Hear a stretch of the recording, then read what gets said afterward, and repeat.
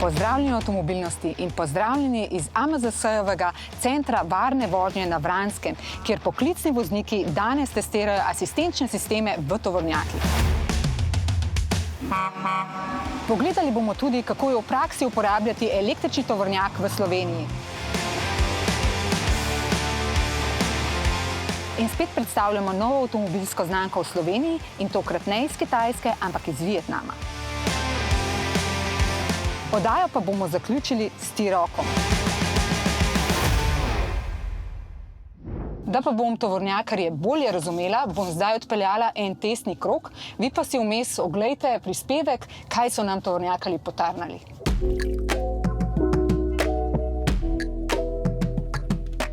Slovenian road is quite okay, but sometime on the driving as a heavy vehicle, truck and trailer, sometime highway is closed because a lot of construction work, especially in the near the Domžale area. Ima zapore, desi se, evo sada je bilo prošle sedmice na 10 km 9 udesa. I to je stresno. Počelo je mnogo da se krade, da nam kradu gorivo, da nam kradu robu. We have here time limit, tachograph rule. We need to be follow tachograph rule because we avoid the accident and fatigue driver long distance journey, especially in the international drivers. Other country have no this rule. Other country need to be drive as much possible driving, and employer need to be put a lot of working hours. But Slovenia and European Union very good. We need to be follow 4.5 hour driving and 45-minute break, and again we can drive 4.5 and go for the daily rest 11 hour. I parkinzi su nam isto također problem. Nekada ne možeš da izvezeš celu vožnju, da izvezeš svoj, poimaš sve, jer moraš da staneš ranije, ako ne staneš, nemaš parking. Otroke v vrtcih učijo, da se morajo prepričati, preden stopijo na cesto. Gledaš pa odrasle ljudi, ti pa enostavno stop na cesto. In to se mi ne zdi prav, da imajo pešci recimo 100% prav na prehod za pešce. Mogo že daj tudi kar fajn bremzati. Jaz da ustavim, ponucam toliko energije, so obrabe gum, obrabe zavor, to je na nek način onesnaževanje. Da pa jaz spet poženem svoj težki kamion, pa spet porabim toliko energije, časa, pešec bi počakal 2 sekunde, jaz bi se normalno mimo odpeljal, ne če bi šli mir, ne vem, bi se mogoče dosegli kakšni rezultati. Obstaja pa še en razlog, zakaj bi mi kot družba morali biti bolj videvni do tovornjakarjev. Veliko je infrastrukturi, ki jo je potrebno izboljšati, vendar tudi mi kot sami vozniki lahko naredimo veliko, da ne povzročamo dodatnega stresa prevoznikom.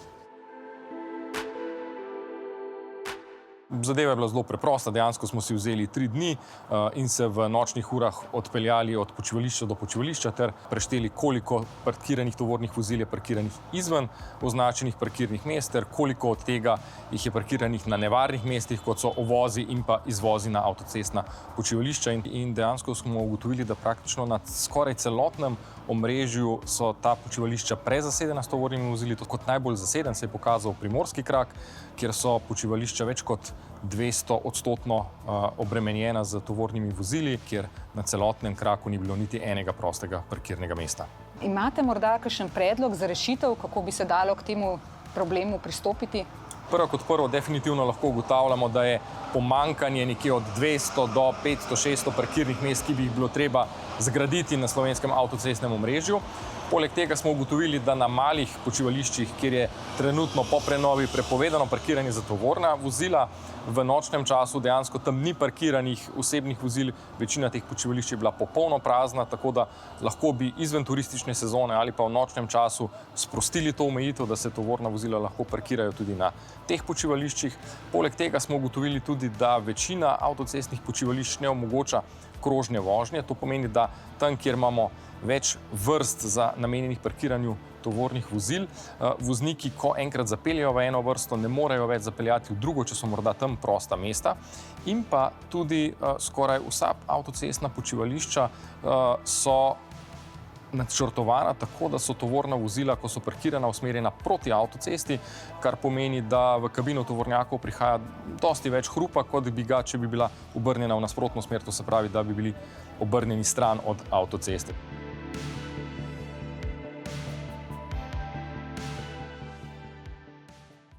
Prvič sedim za volanom, pozor, vietnamskega avtomobila. ampak ker je to moj prvi stik s tem avtomobilom, vam zdaj še ne bom govoril o kakšnih občutkih. Recimo za začetek samo tako, da je ta avto kar hitro pridobil precej mojega zanimanja. Namreč gre za avto znamke VinFast ali pa VinFast, kakor hočete. In ta znamka je ravnokar vstopila na slovenski trg.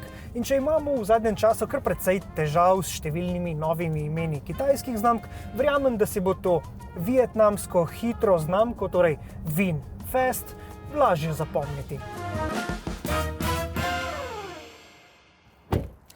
No, morda pa jo tako ali tako že poznate. Namreč VinFast v svetu avtomobilizma ni popolna neznanka.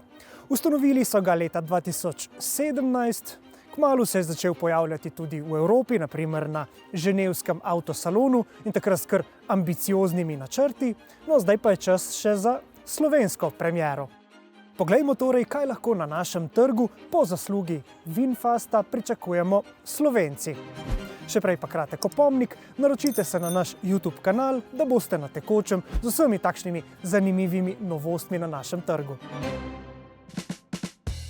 VinFast je del skupine Vingroup. Vingroup predstavlja enega izmed največjih konglomeratov v Aziji. VinFast predstavlja zgoraj nekje 10% celotnega prometa same skupine, ki praktično poskrbi za 3% celotnega BDP-ja države Vietnam, zaposluje preko 17 tisoč ljudi. VinFast ima po celem svetu 399 prodajno-servisnih enot. Primarno so se odpirali v Aziji, Indoneziji in pa v Ameriki ter Kanadi. Tam je VinFast že dobro zaštartal.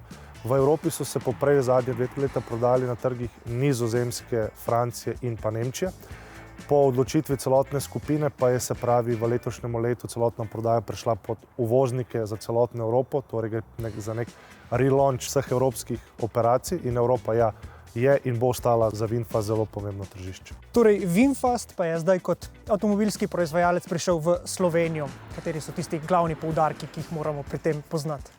Prva stvar je zagotovo dizajn. VF6 je naš predstavnik v BSUV segmentu, torej naš B-hatchback je... Torej, to je VF6. To je VF6. Za dizajn so poskrbeli dizajnerji v turinskem studiu, torej je Torino Design. Njegov večji brat, torej VF8, ki predstavlja trenutno največje vozilo v našem asortimanu. Pod njihov dizajn pa se je podpisano Pininfarina, se pravi vozila, pod katere se ne podpišajo evropski dizajnerji, tako ne pridejo na naše čistišče. Se pravi, v Vietnamu se prodaja tudi model VF5, ki je nek manjši brat VF6, ker pa vozilo ni oblikovano po merah in notah Evropejcev, ga enostavno tukaj ne bo. Gre v tem primeru za znamko premijskih avtomobilov? Če bi ljudje, ki se spustijo v droboje samega avta, vidijo, da avto ima določene poteze premijskega vozila, se pravi usnje, head-up display in pa panoramsko strešno okno čez celo vozilo, so elementi premijskega, ampak ena izmed ključnih stebrov VinFasta kot takega je konkurenčna cena. Se pravi, mi se zavedamo, da bo VF6 trenutno naše masovno najbolj prodajno vozilo. Tudi temu ga ne moremo zaradi volatilnosti trga umestiti med premijska vozila. Se pravi, z VF6 bomo napadali množico, z VF8 pa entuziaste, ki si želijo preizkusiti nekaj novega. Se pravi, VF6 vstopa v segment med 30 do 32 tisoč evrov, VF8 pa v segment od 40 do 45 tisoč evrov. Torej, če prav razumem, gre v tem primeru samo za električna vozila. Za kakšna električna vozila gre? VF6 prihaja z 59 kW LFP baterijo. Po VLTP-ju ne bi vozilo doseglo nekje med 410 do 420 km. VF8 pa prihaja z 88 kW baterijo NMC, se pravi doseg nekje do 450 km. Kar je pomembno je tudi, da v 2 letih prihaja nova platforma, s čimer se bo doseg izboljšal. Se pravi, vozilo VF8, tako kot VF6, dobi tudi toplotno črpalko, ki je trenutno nimamo in je za slovenskega kupca v nekaterih primerih pomemben faktor. To tudi pokazuje, se pravi, hitro adaptacijo VinFasta kot znamke na potrebe evropskih kupcev. A je tudi mogoče kakšen 4-kolesni pogon na voljo? Pri VF6, ki ga ni, pri VF7, ki prihaja prihodnje leto, bo na nivoju Premia Plus, VF8 pa že od začetne verzije, torej od verzije Eco, prihaja z 4-kolesnim pogonom. Pri kitajskih avtomobilih opažamo 3 ključne probleme. Prvi problem so asistenčni sistemi, ki enostavno niso prilagojeni našim cestam. Drugi problem je nedelovanje sistemov Android Auto, Apple CarPlay, pa tudi kakšne težave z radiem. In tretja težava so vozne lastnosti, ki so enostavno preskromne za naše ceste. Ali Vietnamci zdaj te probleme rešujejo? Naj poudarim, da vsa naša vozila prihajajo z več kot 20 ADAS sistemi. Res je, tudi mi se soočamo, da so mogoče določeni sistemi malenkost preveč agresivni za evropskega kupca. Tudi zavedati se moramo, da so proizvajalci v Evropi oziroma vsi, ki vozila prodajajo v Evropi, nekako omejeni tudi strani Evropske unije oziroma njenih regulativ. Kar se tiče Apple CarPlaya in pa Android Auto, ne povem, da so v vozilih brezžični, že v osnovni serijski opremi. Vožne lastnosti pa mislim, da so odvisne za vsakega posameznika, kaj nekdo dejansko želi. VF7, ki prihaja drugo leto, je tisto športno oblikovan avto, ki bo prinašal neko malo več športnosti oziroma polaganje v vinku, če lahko temu rečemo avtomobilističnemu žargonu. VF8 je namenjen, se pravi, družinam, udobju v vožnji, VF6 pa je namenjena, kot sem rekel, premagovanju vsakodnevnih urbanih ovir. Tako da je po mojem mnenju tudi prav, da nekih pretiranih športnih elementov oziroma športnih karakteristik vozil nimata, verjamem pa, da sta dobro za vsakodnevno shajanje s prometom.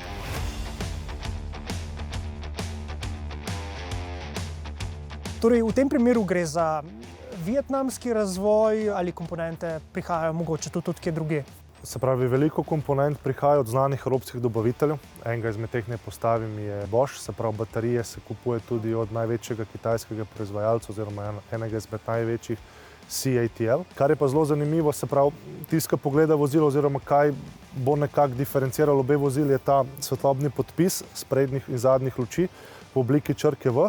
Kot zanimivost naj povem, da po mojih informacijah so določene komponente in pa določeno veze razvijali tudi naši strokovnjaki iz Hele v Ljubljani. Kaj torej sledi?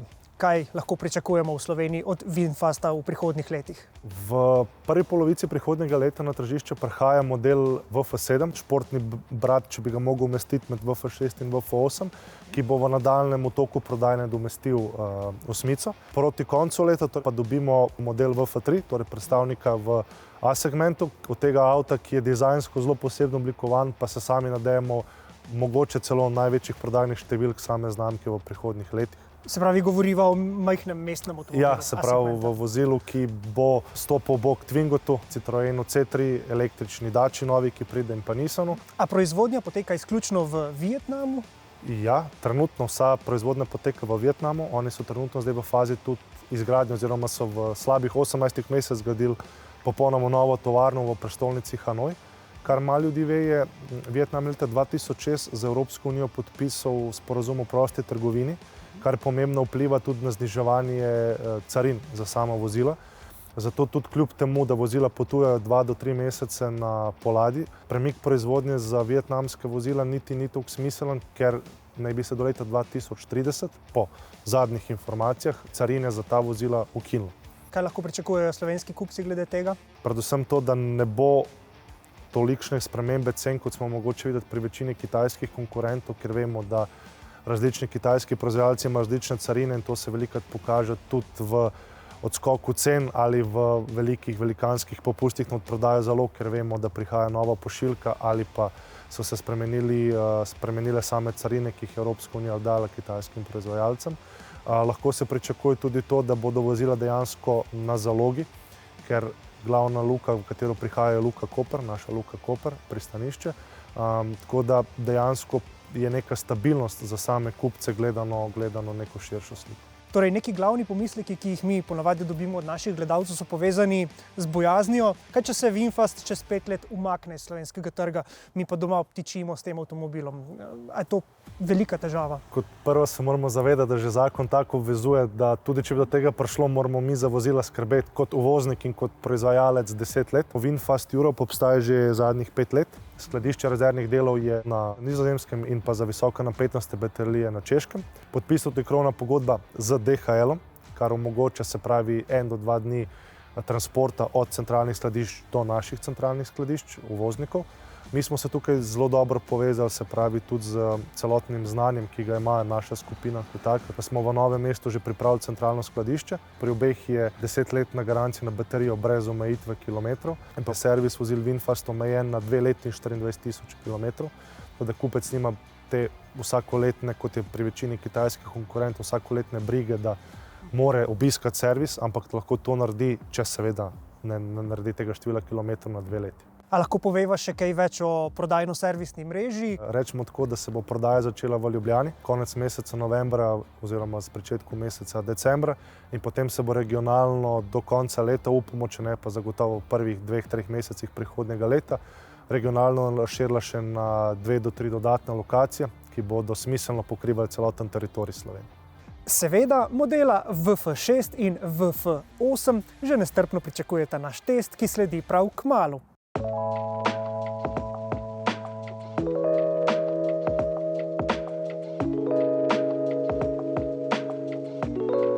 Policisti so med vožnjo in pregledom tovornjakarjev posneli že marsikaj. Od tega, da gledajo televizijo, prav ste me slišali, ne film na mobitelu, ampak prav na televiziji, do tega, da dejansko igrajo kitaro. Ne vem, kako jim rata in kot vidite, že jaz imam velike probleme gledati v kamere, samo malo in že vozim po sredini ceste. Je pa treba priznati, da biti voznik ni enostavno. Sedeti takole ure in ure in biti zbran vzame veliko od človeka in tudi mi v pisarni, ko sedimo, nismo vedno efektivni in nismo vedno... No, pa sem šla spet, samo da kakšnega ne povozim, to bo v redu, evo. Evo, pa smo nazaj. Evo, spet sem nazaj z vami. Torej, ostali smo... Čak, zdaj sem se res zgubila. Jaz bom ograjo pojedla. To sem pa že kar lepo zvozila, si videl to?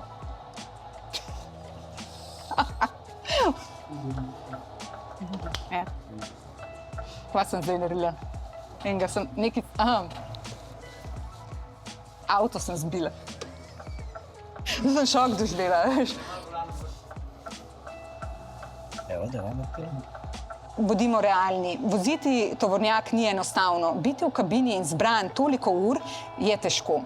Ampak sem govorila s psihologinjo, kako bi lahko ta naš fokus med vožnjo izboljšali.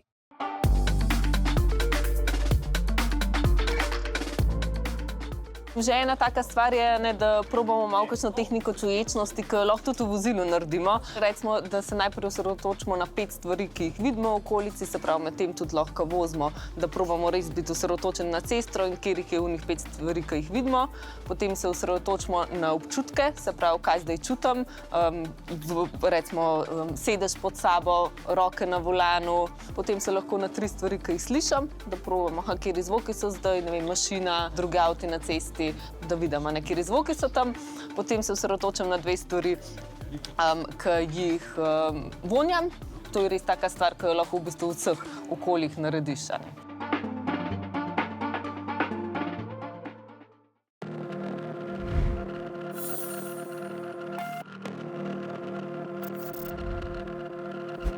Elektrika in težki tovornjaki, seveda vsi skupaj imamo pri tej kombinaciji še vedno in to upravičeno velike pomisleke. Ampak ti pomisleki temeljijo na naših dosedanjih izkušnjah. Razvoj tehnologije pa gre medtem nezadržno naprej. In poglejte, to je električni tovornjak v Sloveniji in ne na dvorišču kakšnega butičnega testnega uporabnika, ampak na dvorišču velikega trgovca, ki ga poznamo tako rekoč vsi. In ta tovornjak je v uporabi.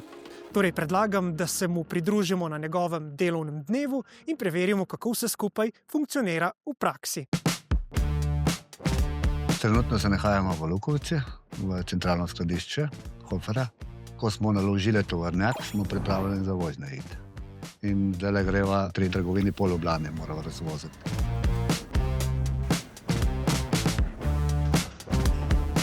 A je ta tovornjak nek reklamni pano za vašo družbeno odgovornost ali je to dejansko učinkovita zadeva, tudi ko govorimo o poslovnem vidiku? Dejansko se je tovornjak izkazal kot ekstremno zanesljiv v vseh razmerah, da lahko nemoteno dostavljamo vseh 93 trgovin po Sloveniji, brez nekega zadržka, da bo obstal na nekem klancu, da se ne bo vrnil nazaj.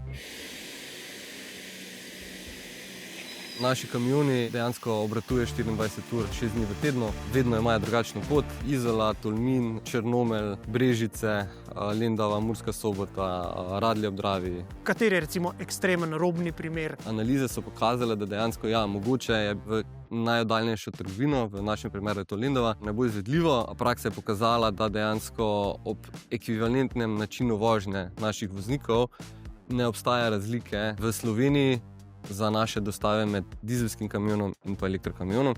Torej, dejansko lahko dostavljamo vseh 93 trgovin z elektrokamionom enako kot z dizelskim pogonom. Se pravi, o kolikšni kilometrini govoriva na dan za tak tovornjak? Odvisno je seveda od specifike ture, ampak lahko rečem, da povprečje nekje med 350-450, zdaj odvisno od situacije.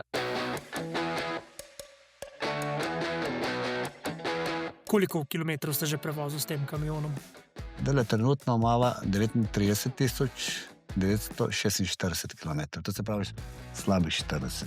Torej, to je že vse naredil kot dostavni tovornjak za Hofer. Tako, kilometri se kar delajo.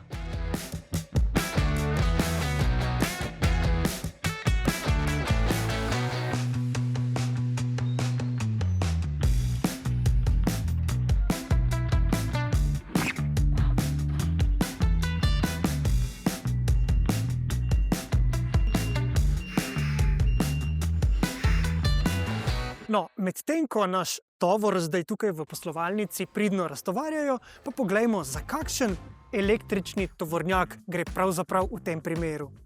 To je Mercedes-Benz e-Actros 600. In zdaj se pripravite na nekaj fascinantnih podatkov.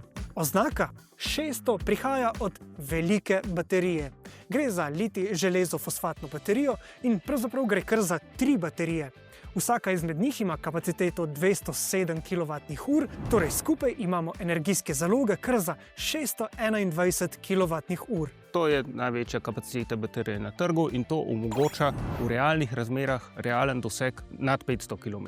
A tukaj govorimo o polno naloženem tovornjaku? Seveda, v polnem naloženem tovornjaku, cirka 40 ton težko kompozicijo. Kakšna pa je nosilnost potem takšnega tovornjaka? Tukaj moramo povedati, da evropska uredba predvideva odpustek za baterijsko gnane tovornjake in je dovoljena skupna masa za 2 tone večja. Na ta račun ostane nosilnost v enakih okvirih, kot je pri klasičnih tovornjakih z notranjim izgorevanjem, in sicer pri neobičajni standardni kompoziciji znaša 22 ton neto nosilnost. Se pravi, te 2 toni verjetno izgubimo na račun težke baterije.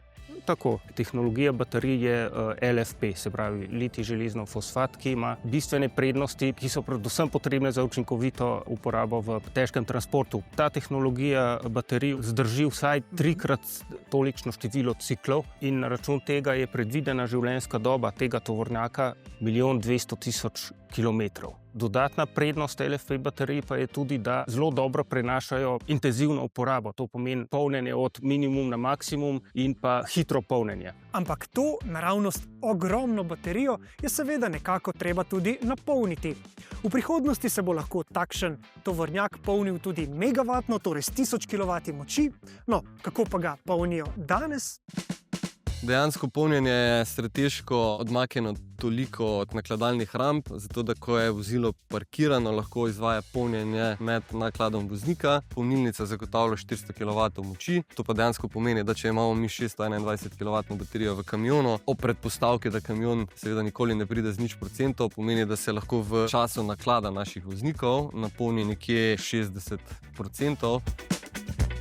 Vedno je ura ali 2 časa vmes med nakladi oziroma med počitkom med enim in drugim voznikom, da se vozilo napolni. Tako da lahko 24-urno oskrbujemo Hofer po celi Sloveniji. Se pravi, tovornjak dopoldne, ko naredi vožnjo, se potem vrne sem, se napolni, ponovno napolni tovor in gre do naslednje poslovalnice. Tako. Vedno lahko vmes naredi polnjenje. Obstajajo tudi take vožnje, ki dobesedno lahko naredi z enim polnjenjem celo izmeno. Praktično je izvedljivo, brez da bi prišlo do vmesnega polnjenja. Kako pa izgleda vožnja v primerjavi z dizelskim tovornjakom? Ja, hitrejše, močnejše. Malo rabiš, na cesto ne delaš gužvo, recimo, ki hitreje pospešiš, ja, ne. To je direkten prenos v bistvu. To ne rabi pošaltati v gor dol. Pa še težje je stabilen, je. Še lansko leto so imeli na testiranje, ko sem probal, sem rekel, da bi jaz to vozil. Mene bolj. Se pravi, na Višnjegorskem klancu, ki je ena taka rak rana, se mi zdi, za tovornjake v Sloveniji na avtocesti, tale nima problemov. Ne, to vozilo nikjer nima problemov. To je edini kamion na trgu, ki pogonski sklop nima več v klasični obliki, ampak je integriran v zadnji pogonski osi. To je tako imenovan e-axle, ki jo sestavlja dualni motor, torej dva elektromotorja in prenosni sistem, v bistvu menjalnik z 4 prestavami. Verjetno 4 prestave so specifika, ki koristi predvsem težkim vozilom. Ja, seveda, saj elektromotor načeloma bi lahko delal tudi brez menjalnika, ampak tukaj se pa išče skrajne izkoristke in zato je tudi to potrebno. Kaj so še prednosti električnega tovornjaka? Se trudimo zagotavljati tiho, neslišno dostavo do naših trgovin. Največ transporta upravimo po noči, nekih 60-70% vse transporta upravi po noči. Se pravi, da so stanovalci blizu trgovin dejansko v tišini, saj kamiona definitivno omogočata tišjo dostavo v primeru z dizlom. Kaj pa to, kar pravijo, da enostavno tovornjak ni tovornjak, če ni dizelskega ropota? Ma, to ne drži. Enkrat, kad se navadiš, veš, da je bolj. In za vse. Prideš v trgovino, te vsi gledajo, kaj pač vsak pričakuje, da je nekaj hrupno. Pa gledajo, pa vsi smo imeli že prve dneve slikanja, tispeka ne veš, itak. Zgleda pa enako, ne? Ja, zgleda enako, tovornjak je tovornjak. Čeprav se pri nas večinoma še sprašujemo o smiselnosti električnih avtomobilov, z električnimi tovornjaki Slovenija nekako stopa ob bok ostalim evropskim državam, kjer so takšne flote že zelo obsežne. V voznem parku v Sloveniji je še vedno velika večina dizelskih tovornjakov. Zelo veseli pa smo, da smo lahko na slovenski trg pripeljali prva 2 e-Actrosa in dokazali, da to ni več samo eksperiment, ampak da je vozilo povsem pripravljeno za običajno cestno uporabo in da ga transportna podjetja lahko koristijo enako učinkovito ali pa še bolje kot pa dizelske tovornjake. Najlepše je za neko dostavo v primeru neke države, vsako vozilo si drži nekega svojega centra. Torej Slovenija, čeprav razume, je za to praktično idealna. Je primerna. Mi smo zadevi v Sloveniji pionirji, kar se tiče elektrifikacije. Seveda, vso zadevo smo dobro prekalkulirali skupaj s podjetjem partnerja Hofer, za katere so oni vložili v polnilnico, v kamione. Mi smo predlagali investicijo v električne vozila. Kalkulacija je na neko dobo nekih 4-5 let. Kaj pa primerjava elektrika in dizel? V našem poslovnem modelu oziroma v našem sistemu dejansko dizelsko vozilo porabi nekje 3500 do 3800 litrov dizla. Koliko pa električne energije? Preverjen podatek na podlagi večjih mesecev je, da dejansko vozilo porabi nekje med 100 in 120 kW na 100 km. Če dejansko vozilo pravi 10 000 km na mesečni ravni, je to potem precej velika številka. Trenutni modeli so, da nekje med 25 in 35 000 kW uporabimo na mesečni ravni. Trenutna zadeva je spodbudna, v primeru ekstremne podražitve zna biti mogoče težava. Ekstremne podražitve govoriva elektrike, ja. A se dovolj spodbuja električni transport? Električni transport se odlično spodbuja na področju osebnih vozil, skoraj še bolje na področju mestnega javnega prometa. Govorimo o električnih avtobusih, to je žal drugo poglavje, ampak zelo ponosni smo, da tam uspemo prodati veliko električnih avtobusov. Na področju težkih tovornih vozil, se pravi transporta blaga, pa teh spodbud praktično ne čutimo. In tu bi lahko država naredila več korakov, ali bi bila to subvencija po sistemu, kot jo imamo pri osebnem programu, se pravi nek delež osnovnega nakupa vozila, ali bi bil izvzem iz cestninskih postopkov, cenejše registracije, karkoli bi bilo, bi prišlo prav v primeru resnične želje zmanjšanja emisij na slovenskih cestah. Se pravi, Evropska unija je sprejela sklep o postopnem zmanjševanju emisij novih težkih tovornih vozil z jasnimi mejniki. Proizvajalci, trgovci smo se temu prilagodili, spodbujamo, razlagamo, ponujamo vozila, ki so absolutno pripravljena. Tudi sami uporabniki verjamem, da se bojo po začetnih dvomih orientirali in uporabljali vozila, ker se jim bo splačalo, če jih bojo lahko na tak način, kot uporabljajo tudi zdaj dizelske tovornjake. Kamion je osnova, neka, ki jo Mercedes obvlada. Kar se tiče tehnologije samih vozil, smo sedaj že preko točke, ko to je uporabno. To je uporabno. Model e-Actros 600 je prebojni model, ki je predviden za uveljavitev električnih tovornjakov. Serijska proizvodnja se je začela konec leta 2024, ko je bil ta tovornjak razvit. Ideja je za dolgo progaša, seveda doseg je 500 km, torej neka statistika, iz katerih izhaja Daimler Trucks. Tudi na dolgih progah je več kot polovica dnevnih voženj v dosegu 500 km. Ampak ja, za pokrivanje večine potreb je potrebno vmesno polnjenje. Zdaj, vmesno polnjenje, ja, 400 kW je zadost. Tukaj v primerjavi z osebnimi avtomobili imamo prednost, da je tako predpisana za voznika pauza in bi tisto pauzo bi se tak tovornjak napolnil. Zdaj infrastruktura postopno sledi, ni pa še tiste prelomne točke, da bi bilo to, da je.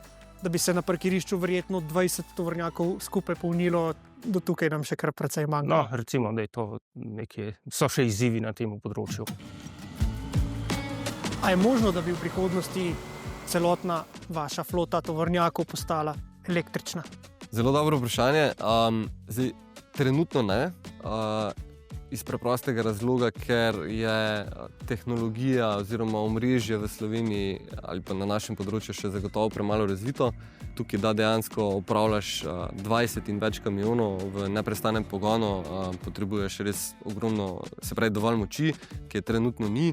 Tako da bomo pa zagotovo spremljali tukaj, bom rekel, razvoj države, razvoj elektropodjetij, seveda tudi tehnologijo, ne, nikoli ne smemo pozabiti. Zdaj, ja, elektrika je, nam dejansko je projekt uspešen, izvedljiv, mogoče pa se tudi pojavi kakšna nova tehnologija in tudi tam ne smemo zaspati.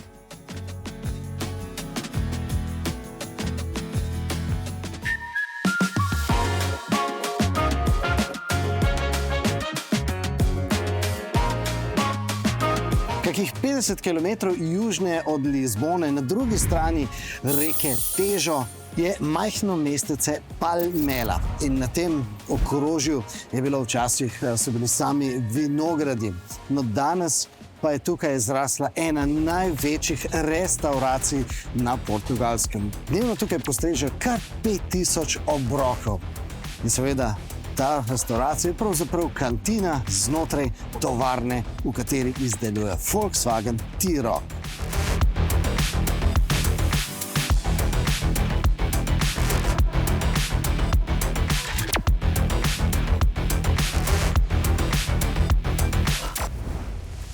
V tej tovarni je zaposlenih 18% žensk, skupna številka zaposlenih je 5000 in tukaj izdelujejo avtomobile 24 ur na dan, vse dni v letu. Na lansko poletje, torej leta 2024, so dosegli mejnik dnevno proizvedenih kar 1000 avtomobilov, 1000 T-Rocov in ta tempo držijo tudi danes s prihodom novega T-Roca. We are employing more than 5,000 people directly here in the plant, plus the suppliers all around. We are talking about 15,000 people that are employed. So it's a huge number for a small country as Portugal is, and therefore it shows already the impact of this small plant, let's say, for the economy of Portugal. But in the last years, more or less between 1% and 3% of GDP. So 3% a plant alone is already something, okay? If we add then all the environmental, so all the suppliers, the external services that we have and so on, it's a huge impact for the economy in Portugal. Kot vidimo, danes se ukvarja ta tovarna predvsem s klasičnimi bencinskimi motorji, se pravi tudi hibridiziranimi motorji, ampak v prihodnje pa bodo prav v tej tovarni začeli proizvajati tudi električne avtomobile. Ta tovarna bo začela proizvajati tistega najmanjšega električnega Volkswagena.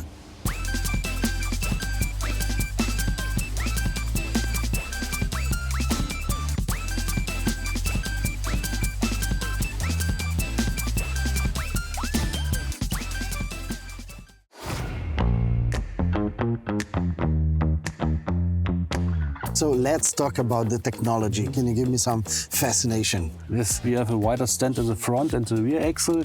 We have a multi-link rear axle. On all versions? In all versions. And at this version, an acoustic optimized rear axle with new rubber. So we have less noise in the inside of the car. We want to grow up a little bit to the higher class. After the drive, I can agree to that, yes. No, Luka je v svojem videu poročal tudi, da se mu ta nova kljuka, ki bo odslej krasila praktično vse Volkswagene, zdi nekoliko nenavadna. No, jaz sem danes v ta avtomobil vstopal in izstopal kar precejkrat in prav posebno pozornost sem namenil tej kljuki. Pa moram zdaj reči, da se mi ne zdi več tako zelo nenavadna, da pravzaprav povsem v redu deluje. Tako da menim, da si ta kljuka vendarle zasluži tudi palec gor.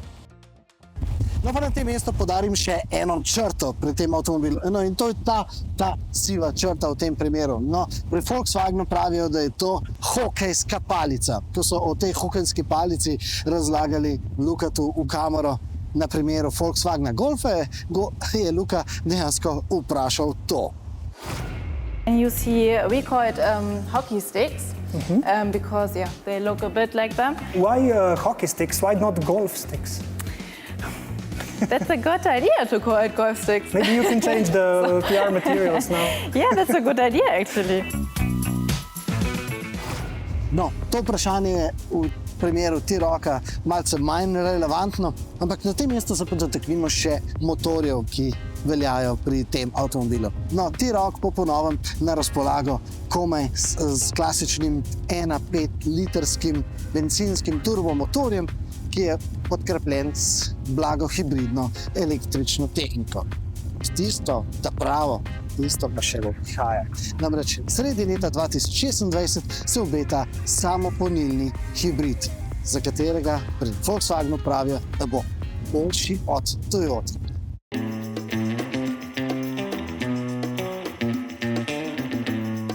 Testirali pa smo tudi Lynk & Co. avto, ki je sicer kitajske znamke, a je v bistvu švedski avto. Zasnovan na Švedskem, kjer je razvojni center, tam so ga oblikovali, tam so ga nastavili po evropsko, od tam tudi izhaja, kajti to je drugače malce bolj moderno, digitalno zapakiran Volvo XC40. No, pa če se še enkrat vrnemo na Vransko, tja se je pripeljala tudi naša ministrica in na praktičen način spoznala tegobe naših šoferjev. Usedla se je v električni tovornjak.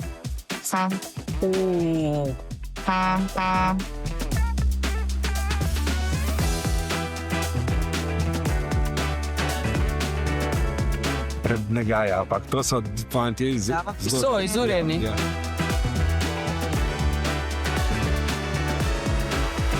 Skratka, oni zelo sigurno tudi nas se pazijo, da če slučajno bi jaz kaj naredila... Lejte ga. Ja, vidim, sej. Samo, lejte, ni dosti prišel bliz, tukaj nam... Če ne bi piskal. Tako.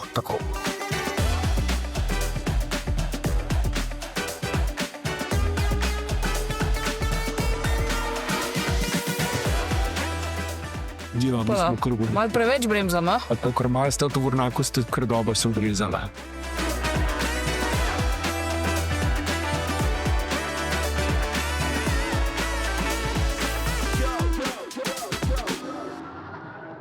Lani sem se lahko, ko sem hodila po dogodkih tudi po Evropi, pohvalila, da je lansko leto najboljše, ko govorimo o varnosti v cestnem prometu. Zdaj pa ob enaki zakonodaji, ob enaki, na marsikaterem odseku celo boljši cestni prometni infrastrukturi, varnost slabša. Razlog ni v poklicnih voznikih, razlog je pravzaprav v motoristih. Tako da mi iščemo rešitve in prav zdaj imamo na mizi predlog, da se starost uporabe lahkih motornih vozil, skiroji, manjši motorji, skuterji, da se starost njihove uporabe dvigne na 15 let. V lanskem letu, v celem letu je izgubilo življenje na naših cestah 5 poklicnih voznikov. Z današnjim dogodkom jih želimo na to opozoriti, se pravi, so sicer res med najbolj varnimi vozniki na naših cestah, kadar pa se zgodi prometna nesreča, v kateri je udeleženo tovorno vozilo oziroma gospodarsko vozilo, so pa običajno posledice zelo hude. Če se spomnimo, 30. julija letos se je zgodila najhujša nesreča na naših avtocestah, v katerih je umrlo 5 Ukrajink. Voznik najbrž ni bil dovolj spočit, utrujen, lahko da je prometni nesreči botrovala tudi kakšna distrakcija. To je bil kombi, a ne? Ja, kombi, ja. Danes tukaj sicer kombijev ni dostavnikov, a pa boste tudi kaj v prihodnosti glede tega pripravili? Ja, glede na to, da se promet pri nas precej gosti in je na cestah tudi precej poklicnih voznikov, ki vozijo kombije, tako kot ste omenili, moramo v prihodnje precej pozornosti nameniti tudi njim, kajti oni so tisti, ki so res zelo pogosto in zelo dolgo na naših cestah in kot sem že rekla, lahko povzročijo hudo prometno nesrečo. Recimo, če gledamo prevoznike, kot so GoOpti in podobne, vozijo s seboj veliko oseb in si ne želimo, da bi se taka nesreča še kdaj ponovila na naših cestah, zato bomo vse svoje sile usmerili tudi v to. Na MMC-ju pa si lahko ogledate test tega Fordovega električnega kombija Tournea Custom. To je avto za velike družine. Vzadaj ima namreč 6 sedežev, torej imate lahko 6 otrok in kot vidite, je to podaljšana verzija.